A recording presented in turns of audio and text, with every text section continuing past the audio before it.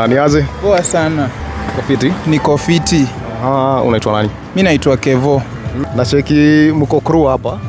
Tuko shughuli hapa hivi. Hii ndio siku hizi inalipa. Talents mazee. Mnabu cheki hapa? Nice. No man. So hii group mnajitaje? Hii group tunaitwa Next Heroes Academy, actually is a home of nurturing young talents. Yeah. Mnatoka wapi? Tunatoka Mlolongo, Mombasa Road. Okay. Yeah. So hii ni yote ama kuna watu wengine bado? Hapa ni wachache tu, kwa maana kuna football, acting, dance, music, acrobat. Kwa hiyo watu ni wa dance wale best tumechukua. Like kuna wengi, tuko na watoto wengi sana actually.